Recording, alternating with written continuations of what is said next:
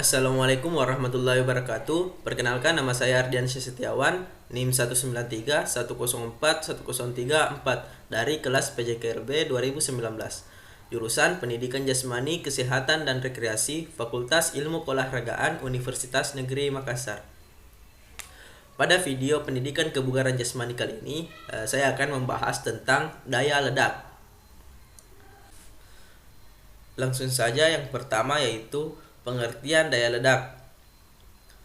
Daya ledak adalah kemampuan otot atau sekelompok otot seseorang untuk mempergunakan kekuatan maksimum yang dikerahkan dalam waktu sependek-pendeknya atau sesingkat-singkatnya.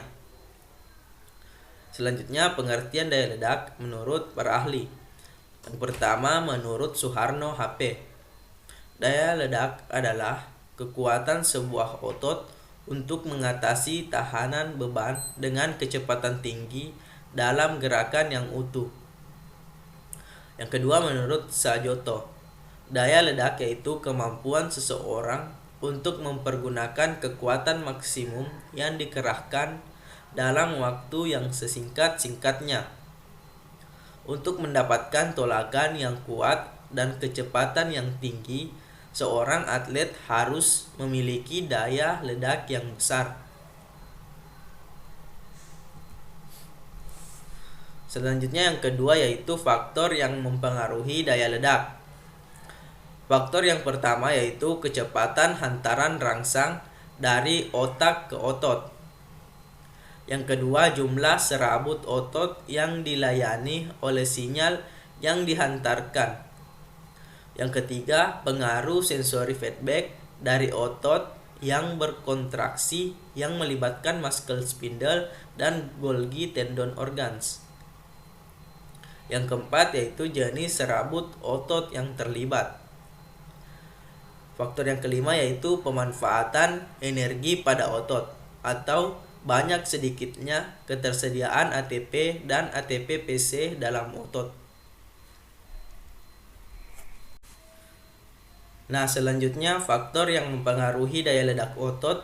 Bila dilihat lebih mendalam, potensi daya ledak seseorang dipengaruhi oleh faktor internal dan faktor eksternal. Nah, yang pertama yaitu faktor internal, di mana faktor yang pertama yaitu jenis kelamin akan mempengaruhi kekuatan dan kecepatan otot dengan adanya perbedaan hormon testosteron pada laki-laki dan wanita. Perbedaan terjadi sangat mencolok setelah seseorang mengalami pubertas. Pada usia 18 tahun ke atas, laki-laki mempunyai kekuatan 2 kali lebih besar daripada wanita. Faktor internal yang kedua yaitu pembesaran massa otot dapat meningkatkan kekuatan otot. Kekuatan otot erat kaitannya dengan berat badan. Semakin besar berat badan seseorang karena tebal otot yang meningkat, maka kekuatan otot akan bertambah. Yang ketiga, tinggi badan. Tinggi badan adalah jarak dari alas kaki sampai titik tertinggi pada posisi kepala dalam posisi berdiri. Tinggi badan akan mempengaruhi pertumbuhan organ tubuh lainnya, yaitu panjang lengan dan panjang tungkai. Selanjutnya, faktor internal yang keempat yaitu kesegaran jasmani seseorang. Kesegaran jasmani seseorang merupakan salah satu parameter dalam memberikan pembebanan latihan.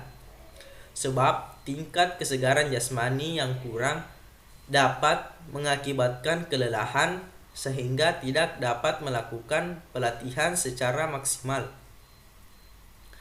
Faktor internal yang kelima yaitu perbedaan dan penambahan usia atau umur sangat menentukan kekuatan otot. Tenaga mencapai puncak pada umur 20 tahun. Selain itu, usia dapat menunjukkan tingkat kematangan yang dikaitkan dengan pengalaman. Selanjutnya, yang kedua yaitu faktor eksternal.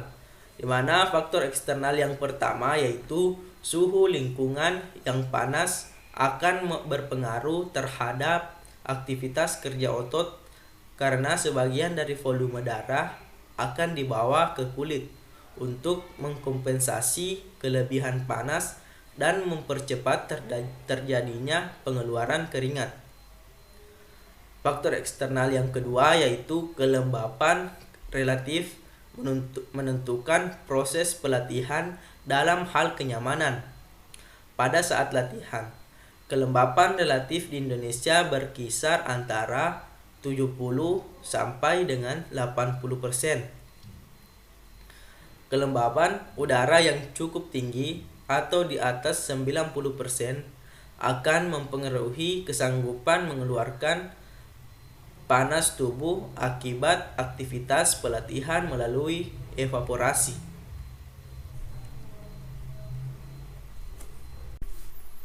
Selanjutnya, upaya peningkatan daya ledak. Upaya dalam meningkatkan unsur daya ledak dapat dilakukan dengan cara 1. Meningkatkan kekuatan tanpa mengabaikan kecepatan atau menitik beratkan pada kekuatan. Yang kedua, meningkatkan kecepatan tanpa mengabaikan kekuatan atau menitik beratkan pada kecepatan. Yang ketiga, meningkatkan kedua-duanya sekaligus. Kekuatan dan kecepatan dilatih secara simultan. Selanjutnya, latihan kombinasi antara kekuatan dan kecepatan merupakan latihan untuk meningkatkan kualitas kondisi fisik dengan tujuan utama meningkatkan daya ledak. Latihan tersebut memberikan pengaruh yang lebih baik terhadap nilai dinamis jika dibandingkan dengan latihan kekuatan saja.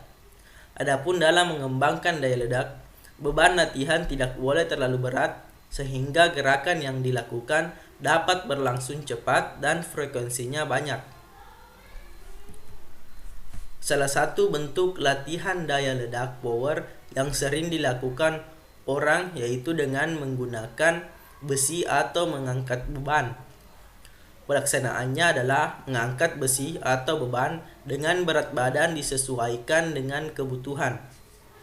Cara mengangkat beban yaitu dilakukan berulang-ulang dengan cepat. Perlu diingat bahwa penentuan jumlah atau berat beban jangan terlalu berat agar beban dapat diangkat dengan berulang kali. Lamanya melakukan latihan dibagi dalam beberapa repetisi dan dilakukan dalam beberapa set.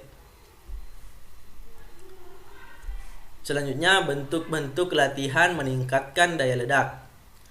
Adapun bentuk-bentuk latihan untuk meningkatkan daya ledak adalah yang pertama, melompat dengan 2 kaki atau double leg bound. Yang kedua, melompat dengan kaki secara bergantian. Yang ketiga, lompat jongkok. Dan yang keempat yaitu lompat 2 kaki dengan box. Dalam kehidupan sehari-hari, daya ledak ini diperlukan untuk memindah suatu benda dari satu tempat ke tempat lain yang dilakukan secara tiba-tiba. Sedangkan dalam bidang olahraga, daya ledak ini sangat diperlukan, misalnya cabang olahraga lempar lembing, lempar cakram, bola basket, dan sebagainya. Seorang pelari cepat ketika berada dalam keadaan siap dan bersiap untuk melakukan start pasti membutuhkan kekuatan otot-otot tungkai dan power daya ledak untuk bisa melakukan start. Nah, itulah tadi beberapa pembahasan tentang daya ledak. Mulai dari pengertian daya ledak, faktor-faktor yang mempengaruhi daya ledak, upaya peningkatan daya ledak, dan sampai bentuk-bentuk latihan meningkatkan daya ledak. Kesimpulannya yaitu daya ledak adalah kemampuan otot atau sekelompok otot seseorang untuk mempergunakan kekuatan maksimum yang dikerahkan dalam waktu sependek-pendeknya dan sesingkat-singkatnya.